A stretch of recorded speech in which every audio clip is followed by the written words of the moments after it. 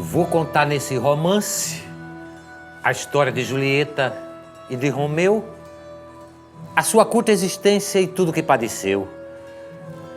Essa foi a história mais tocante que minha pena já escreveu.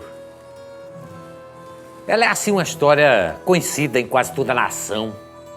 No teatro e no cinema, ela tem causado sensação, porém deixando amargas lembranças no mais brutal coração.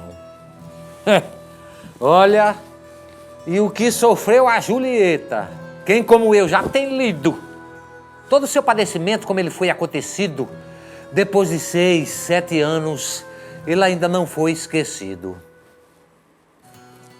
Verona, uma antiga província da cidade italiana, ela foi o berço dos Capuletos, uma raça tirana, porém inimiga dos Montecchios, família honesta e humana. E o Duque de Capuleto, que ele tinha um grande poder, ele queria o Conde Montecchio aniquilar e vencer. Os dois vivia sonhando ver um ao outro morrer. Ali tudo era desgosto, intriga e rivalidade. Quando um dia aconteceu a notícia do começo da grande fatalidade. Romeu, na minha versão, tinha 4 anos, quando veio um pelotão. Eita, por uma cruel traição, nesse mesmo dia foi o pai de Romeu, Montecchio, trancado numa prisão. E ficou o Conde Montecchio trancado naquela prisão sombria. Ali o cabo ignorava se era de noite ou de dia. Era preso, acorrentado, nem se mexia, o pobrezinho não podia.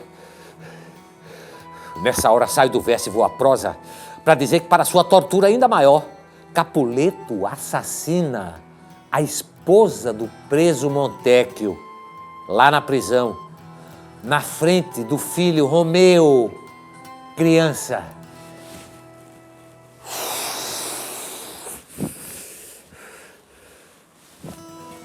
Aí, tendo praticado essa tamanha barbaridade, Capuleto ele foi para casa e quando ele chegou à cidade, ele deu ordem para que o Montecchio fosse posto em liberdade. Aí Montecchio, desesperado, saiu daquela prisão, dando uma mão para o filho Romeu e com um punhal na outra mão, Caba foi chorar sua sorte sozinho na solidão. E 16 anos se passaram. Romeu, ele sempre via assim o pai, muito triste, a suspirar. Mas o filho, no seu segredo, não podia penetrar não, porque como o pai nunca se abria, Romeu não quis perguntar. Mas quando o conde achou que o filho Romeu estava maior, mais graúdo, aí por uma vingança podia tomar uma decisão, aí chamou-o secretamente e fez-lhe a comunicação.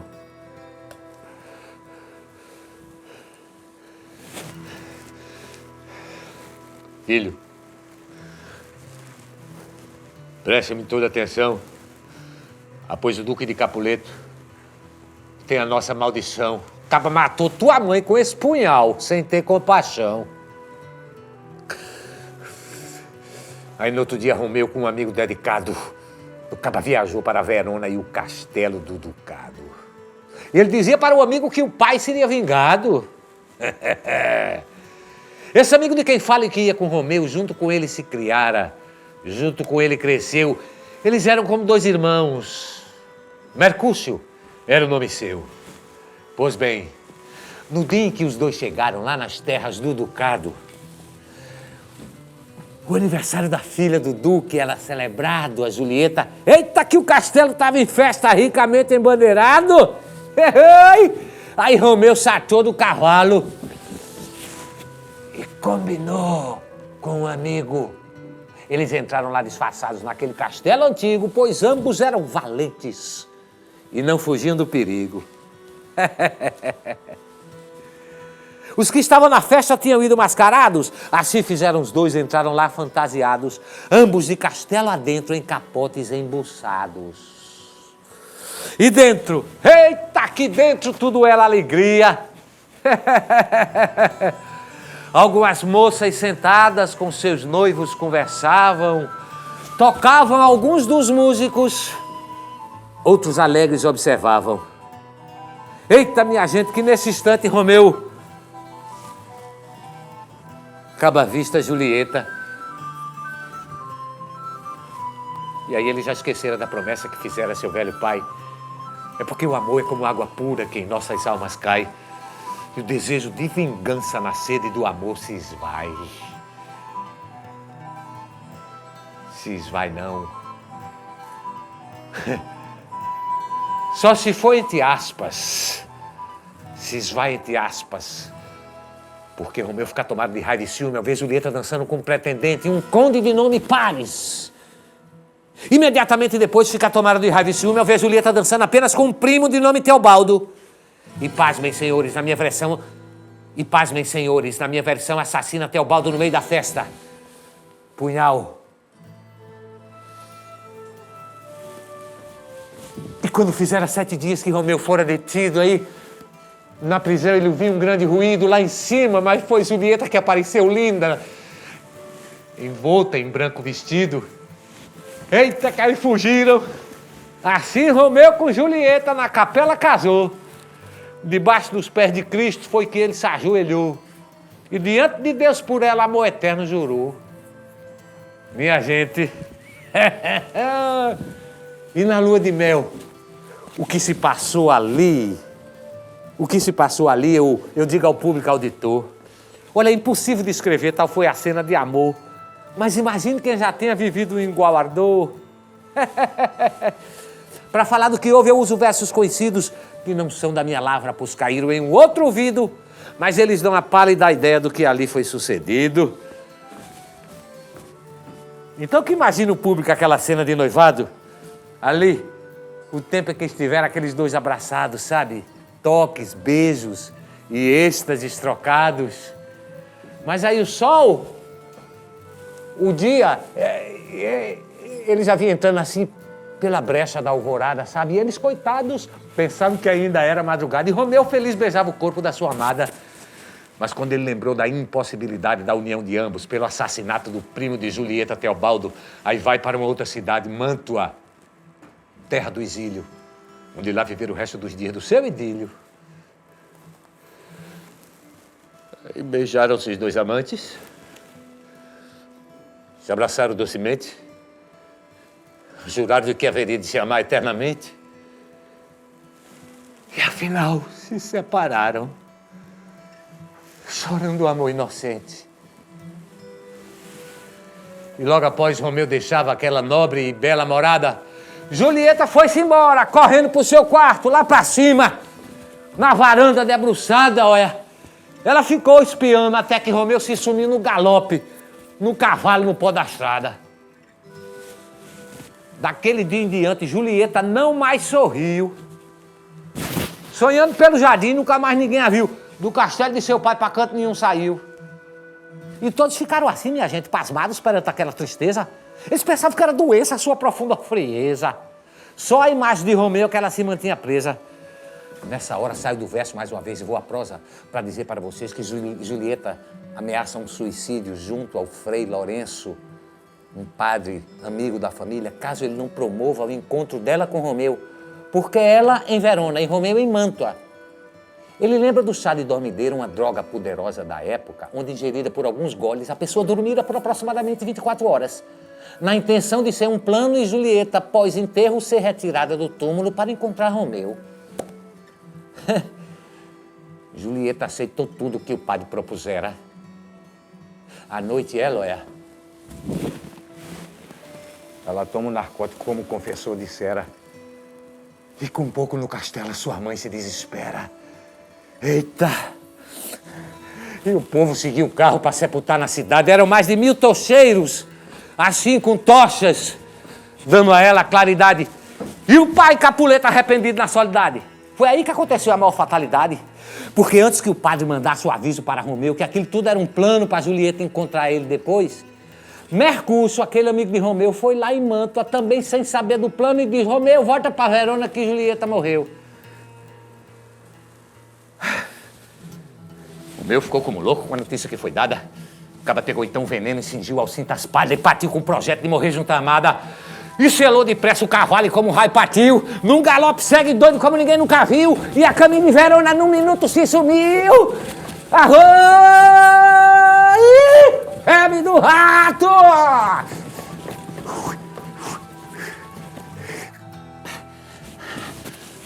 Quando lá no cemitério pelo portão eles já entraram, Ele encontrou o conde Paris, que leva rosas que comprara para perfumar o corpo da bela que o desprezara. E Paris diz: que vens tu fazer aqui, Romeu? Não sabe que o pai da moça tem grande ódio por ti? Retira-te se não quero também ficar morto aqui. Aí Romeu diz: Paris, a resposta que te dou é dar-te um golpe de tal cutilada que te decepa a cabeça na primeira navalhada.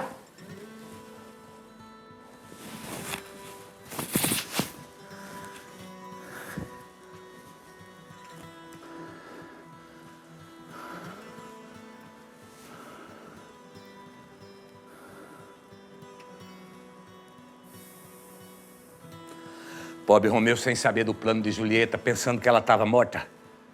Ele tira o veneno que houvera cingido ao cinto a espada e bebe todo. E no caminho da morte.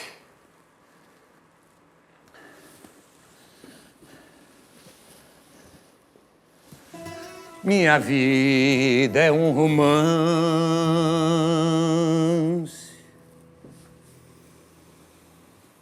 de proezas e ilusões.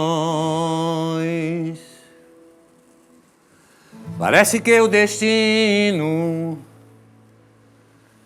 foi quem me fez traição. Oi, a esperança perdida. Quando eu contar minha vida, dói em qualquer coração.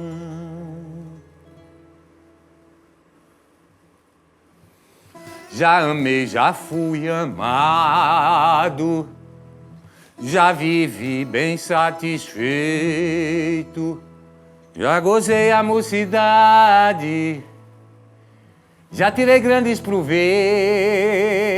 Hoje só resta a lembrança, a lembrança, a lembrança do amor que eu tive a ela.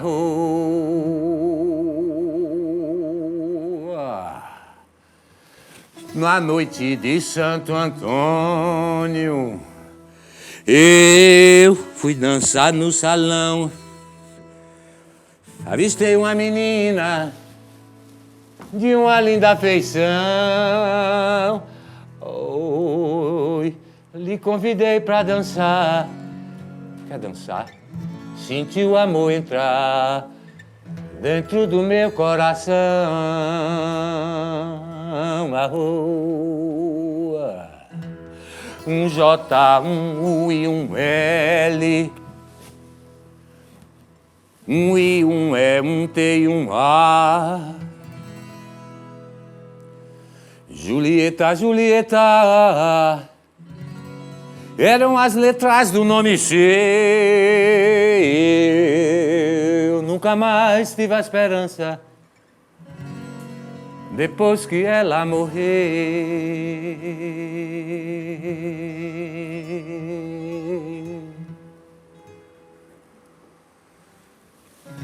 Quando de mágoa eu chorava, meus prantos só enxugava no lenço que ela me deu.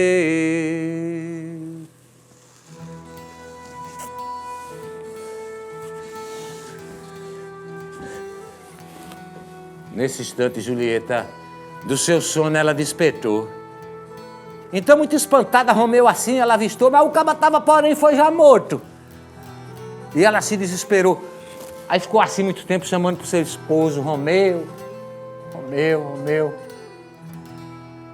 Afinal, viu que ele fora para um lugar do repouso, lá onde o outro sentido tem o amor, o sonho e o gozo. Aí tirou então de Romeu aquele ferro aguçado, aquela espada, enterrou no coração aquele ferro esquentado e caiu morta por cima do corpo do seu amado. Aí algumas pessoas que foram no cemitério ficaram muito espantadas com todo aquele mistério. Porque morto o casal e morto também o conde Paris na entrada do presbitério. Depois soube-se de tudo porque o padre contou. Capuleto, muito triste, um túmulo preparou e os amantes de Verona, abraçados, dentro dele sepultou.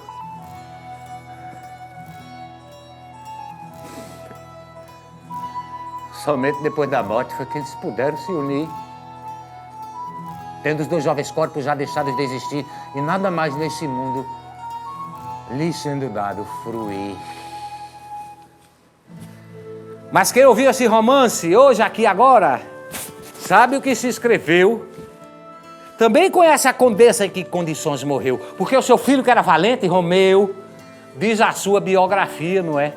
Soube dita por seu pai a dor que este sofria, e Romeu que jurou de vingá-lo no mesmo ou no outro dia, mas logo o caba deixou a promessa, foi no fundo de uma gaveta. Bastou ver num par de seios um cacho de violetas, mesmo inimiga do pai, ele amou logo Julieta. Nas condições em que estava, não tinha nenhum rodeio, era vingar-se de tudo, fingindo como passeio. Ele não tinha que perguntar se o rosto era belo ou feio. Mas ele não fez assim. Quando ele entrou naquela sala do castelo e viu Julieta dançando, ele fez tudo para conquistá-la. Ainda ela sendo uma deusa, ele devera odiá-la. Romeu foi falso a seu pai. Vem daí o seu castigo. Faltou-lhe tenacidade. Ele não percebeu o perigo de casar-se com a filha do seu pior inimigo. Foi esse o maior motivo da sua infelicidade. Romeu traiu a família, faltou-lhe com a lealdade. Onde existe o ódio antigo, é difícil de ter amizade. Os amantes de Verona tiveram foi um fim desgraçado, embora tenha morrido um com o outro abaçado. Julieta apunhalou-se e Romeu foi-se envenenado. Encerra o poema com a última estrofe do folheto sertanejo que lhe deu origem. Quem odeia a covardia tem que dizer feito eu. Como Romeu não vingou-se de tudo que o pai sofreu, eu escrevi e gostei da história de Julieta e Romeu. Ah!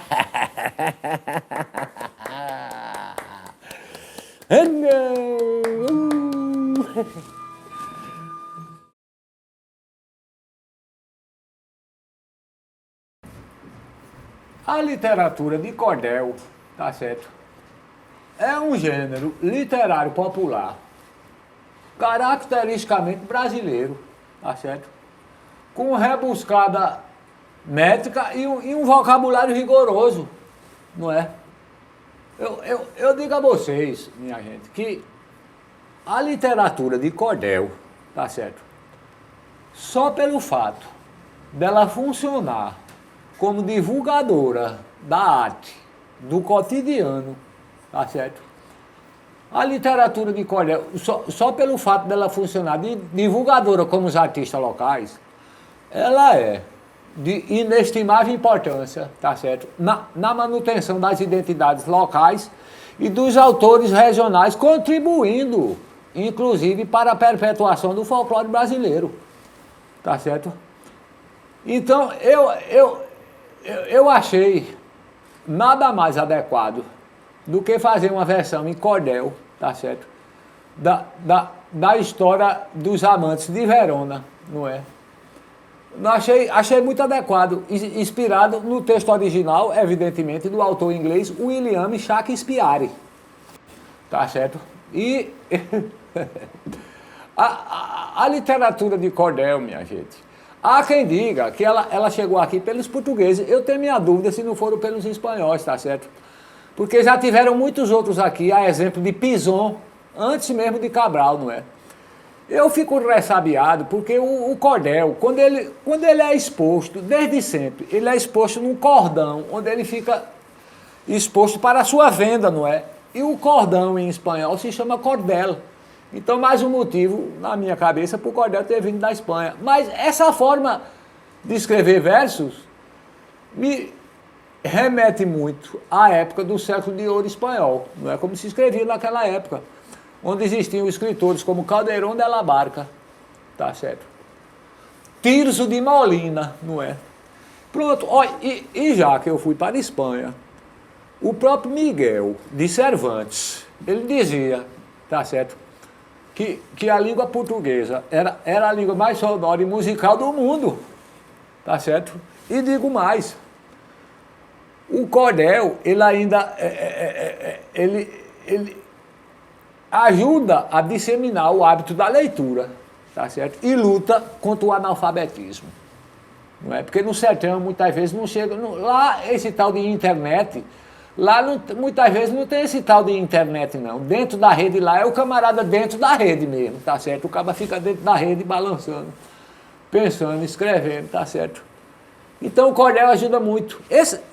Antes, eu acho importante falar que antes do autor inglês, William Shakespeare, que é por volta de 1590 a versão dele, antes dele tiveram diversos autores que o inspiraram certamente, não é?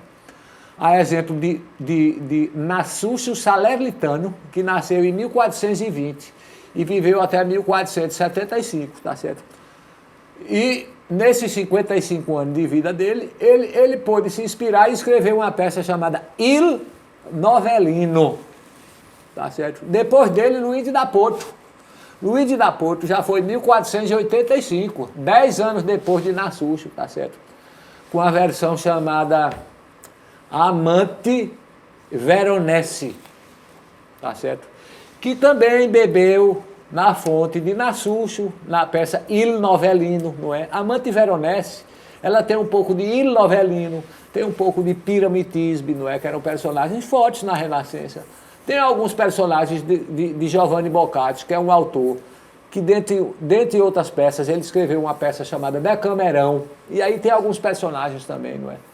Dentro de Romeu e Julieta, que foram inspirados daí. Só que depois de Luigi da Porto, ainda veio Matteo Bandello, tá certo? Pierre de Bourtot de Launay, Arthur Brook, tá? Não confundir Arthur Brook com Peter Brook, tá certo? Peter Brook já é contemporâneo, tá certo? E depois foi que veio William Shakespeare, tá certo? A minha versão e a de Aramis, elas são, em todas as versões, elas são muito diferentes uma das outras, não é? Aqui no Brasil teve em 1984, lá em São Paulo, uma versão do grupo Macunaíma, tá certo? Dirigida por Antunes Filho. Depois, lá em Minas, teve o grupo Galpão, não é? Com a versão de Romeu e Julieta, com direção do Gabriel Vilela. Uma versão lindíssima também, tá certo? Em 1997, o Romero Andrade Lima fez uma versão no Recife com um texto meu, de Ariano, tá certo? Agora, aqui no Brasil, tem um cordel de João Martins do Ataíde, romance de Romeu e Julieta. O meu, de Ariano, inspirado no de João Martins, é a história do amor de Romeu e Julieta. E o de Aramis, que é inspirado no meu, é transformado no monólogo Romeu e Julieta, cordel de Ariano Suassuna. As versões vão mudando, tá certo? Inclusive a minha, eu situo a obra de acordo com as comunidades regionais brasileiras e os severos códigos de vingança, tá certo? Esse teatro que a Aramis faz é puramente armorial, que é um movimento cultural que eu criei no Nordeste do Brasil, de música, cinema, teatro, artes plásticas, onde eu propunha uma arte erudita brasileira a partir da raiz popular da nossa cultura. Tá certo? Então Aramis fez um teatro elisabetano, shakespeariano, não é? Erudito, clássico, mas misturou com cordel, que é o popular. Daí o armorial. Esse é o teatro por armorial, tá certo? Com música armorial, composta pelo Zé da Flauta, executada por ele, pelo Tuca Araújo, não é? O Zé da Flauta coloca flautas transversas, flauta doce e pífano. O Tuca Araújo coloca violinha de 12 cordas, tá certo? A Luciana Buarque faz o figurino do Aramis totalmente armorial, porque isso aqui é heráldica pura, não é? O Dantas Suassuna, o meu filho, ele fez essa cenografia aqui. Isso é arte armorial pura, não é? Agora, como a arte popular brasileira, a arte armorial, é uma arte erudita a partir da raiz popular brasileira, e na raiz popular da cultura brasileira, não são as mesmas leis que regem o dia a dia, tá certo? Na cultura popular pode tudo. O riso, o grotesco, eles são componentes essenciais, tá certo? Esse personagem que o Aramis fez, ele tem, minha gente, o principal elo de ligação com o espírito mágico dos folhetos, do homem e da mulher do Nordeste, não é? Esse é o teatro puro armorial. Agora, como o teatro foi exemplificado aqui no armorial, eu gosto de exemplificar o armorial também nas artes plásticas. Bota um parênteses, deixa eu falar uma coisa. Essa pessoa aqui, que jaz, não é? o mestre Galdino de Caruaru, não é? Do Alto do Moura de Caruaru, em Pernambuco. Esse artista plástico, veja bem o jacaré que ele criou na arte popular. O jacaré de Galdino, ele tem rabo e ele consegue morder o rabo. Nenhum jacaré conseguiria morder o rabo fisiológica, não é nessa posição, biologicamente não conseguiria, mas na arte pode, tá certo? Assim como na arte, o jacaré de Galdino, ele tem chifre, asa, ele voa, porque na arte pode tudo. Essa outra escultura de Galdino, eu gosto de mostrar ela, porque o nome dessa escultura chama-se Se Cria Assim. Se é o camarada pensando como é que se cria, eu acho muito interessante. Por que eu estou mostrando isso? Guarde isso aí que eu mostrei, já vou juntar, como dizia Glauber Rocha, juntou, veja bem, a heráldica brasileira, isso aqui é a arte, tá certo? E a ciência de descrever armas e brasões, olha que coisa mais linda. Antigamente as famílias usavam muitos brasões é como se fosse a sua logomarca, né? o seu logotipo. Veja esses brasões como são lindos. Por que eu estou mostrando esses brasões? Porque isso aqui é pura heráldica. É uma arte erudita. Agora, se eu misturar, minha gente, esse brasão colorido, se eu misturar ele com essa gravura de J. Borges, essa gravura de J. Borges, que é um artista também de Pernambuco, tá certo? Da cidade de Bezerros, mundialmente conhecido, J. Borges. Esse camarada aqui, olha ele aqui, J. Borges, tá certo? Se eu pegar a escultura de J. Borges, que é preto e branco, ou uma gravura, ou uma xilogravura de J. Borges, ou seja, minha gente, se eu misturo essa heráldica com essa arte popular, olha o que acontece. Vou mostrar para vocês agora, que é a arte armorial, essa gravura. Você vê como ela já ficou colorida, não é? Ela remete à heráldica e remete à arte popular. As duas coisas misturadas. Essa gravura linda é desse artista de Olinda, também pernambucano, Samico, Gilvan Samico, tá certo? Eu gosto de mostrar a obra e a cara do artista, não é? Essa escultura, essa gravura aqui, eu acho linda, tá certo? Não é, ela é linda, não é porque é minha não, de Ariano Suassuna não, tá certo? Eu acho ela linda porque, além dela ser puramente armorial, ela ainda vem com um poema acoplado nela, tá certo? Eu sempre faço gravura com poemas. Essa é pura arte armorial brasileira, tá certo? E já que eu mostrei a foto de todos os artistas, eu também quero mostrar a minha, tá certo? Tá certo, minha gente? Então, eu acho importante mostrar para o público que a arte, ela tem que ser feita de sorveteria, tem que ter todos os sabores, tá certo? Todos os sabores, porque a arte, ela desenvolve o lado direito do cérebro, tá certo? Sem o qual o cidadão ou a cidadã não vai ter uma agilidade no pensamento para resolver os problemas do dia a dia. Sabe por quê? Porque a arte, ela desenvolve o raciocínio abstrato. Tá certo? Então, quanto mais arte, melhor, seja no teatro, no cinema, na leitura, na escultura, nas artes plásticas. A arte, quanto mais arte, melhor.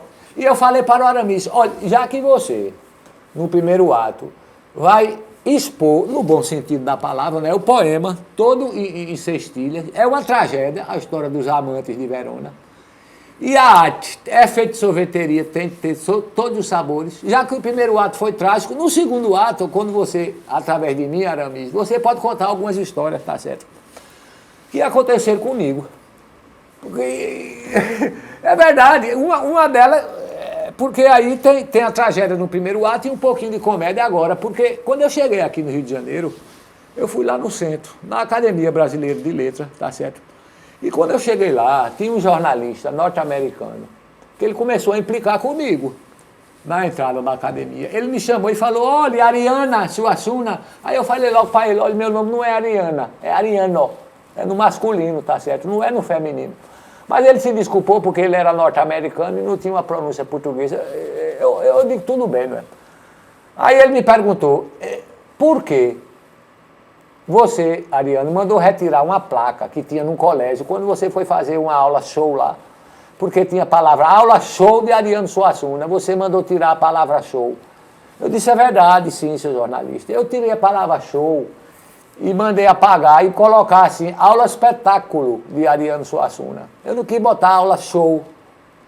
Sabe por quê? Porque show, lá na minha terra, é uma interjeição de espantar a galinha. Show, tá certo. Aí o jornalista, ele achou que eu estava gozando da cara dele. Aí ele começou a implicar comigo, na entrada da academia. Aí ele disse, olha, Ariano, eu soube também que você não gosta de computador. Eu falei, não, meu filho, ele é que não gosta de mim, porque eu digo e provo. Porque eu fui escrever um artigo, uma matéria, e eu observei, tá certo, que depois do texto, eu fui assinar o meu nome. E o meu nome é Ariano Vilar Suassuna. Ele rejeitou o meu nome e sugeriu um outro. Ou seja, meu nome, que é Ariano Vilar Suassuna, ele rejeitou e sugeriu Ariano Vilão Assassino. Então ele aqui não gosta de mim, tá certo, o computador. Eu não tenho nenhum problema com ele, não. Mas o jornalista ficou achando que eu estava implicando com ele. E começou a pegar no meu pé. Aí ele falou, Ariano, eu soube que você é do dia 16 de junho. Você nasceu nesse dia, tá certo? E quem nasce nesse dia é do signo de Gêmeos. Aí eu digo, é verdade. Aí ele falou assim para mim, você sabia que todo mundo que nasce aí, nessa época, todo mundo é falso, todo mundo tem duas caras. Aí eu falei para ele assim, meu filho, olha, você acha que se eu tivesse duas caras, eu ia usar essa? Aí ele foi ficando ressabiado, cada vez mais ressabiado comigo, tá certo? E aí ele disse, olha, Ariano, você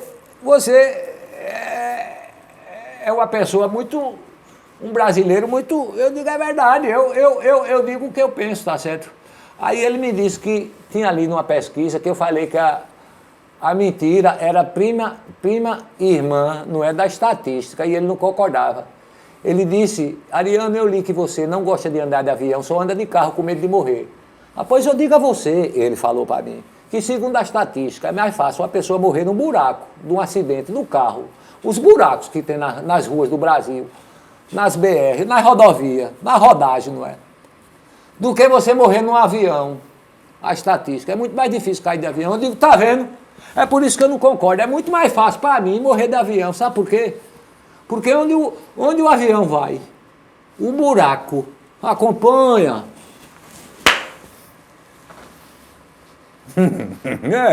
Tá certo. E para completar, eu falei para ele, olha, ô jornalista norte-americano, eu não gosto do cinema norte-americano porque eu fiquei traumatizado quando eu era pequeno. Eu fui ver um desenho animado daquela princesa Cinderela, tá certo? E eu fiquei ressabiado com o príncipe, porque ele escolhe a sua princesa não é pela sua beleza, não é? Ou pelo seu caráter, ou as duas coisas juntas, não. Ele escolhe a princesa pelo tamanho do pé. E que danado de princesa é essa que só tinha um danado de um sapato que cabia só no pé dela, só ela tinha aquele tamanho do pé, naquele condado todinho. Eu acho um pouco inverossímil, tá certo? Assim como eu também achei inverossímil, quando eu era criança, eu assisti num desenho animado dos Flintstones, aquela desenho da época da Idade da Pedra, não é? E como é que os Flintstones estavam comemorando numa ceia de Natal se Jesus Cristo ainda não tinha nascido naquela época? Tá certo? Assim como eu fiquei bravo também com aquele filme Tarzan, aquele rapaz que vivia na selva, no meio dos primatas. Eu quero saber como é que o rapaz vivia ali e ele era todo depilado. É difícil. Para completar, quando eu escrevi minha peça, O Alto da Compadecida, que eu lancei lá nos Estados Unidos, tá certo? Você sabe como é que Tio Sam, ele colocou o nome de João Grilo, que é um dos personagens principais da peça, não é? Interpretada pelo Matheus Nastergalli no cinema e na televisão. Você sabe como é o nome de João Grilo nos Estados Unidos? John Cricket. Aí eu não... Tá certo, minha gente? Olha, o riso. Para finalizar, o riso, ele é o mais nobre. e importante sentimento da Terra, que é o amor. Tá certo? O Carlitos, o genial personagem de Charlie Chaplin, ele queria transformar as coisas através do amor. E diante de sua impotência, tá certo? Vem a essência de sua personagem, que é uma triste alegria cômica. Porque mesmo pobre, Carlitos era feliz. Porque felicidade não precisa de culpa, não. Por causa do riso. Por causa do amor. Muito obrigado, boa noite e amanhã tenha um bom dia.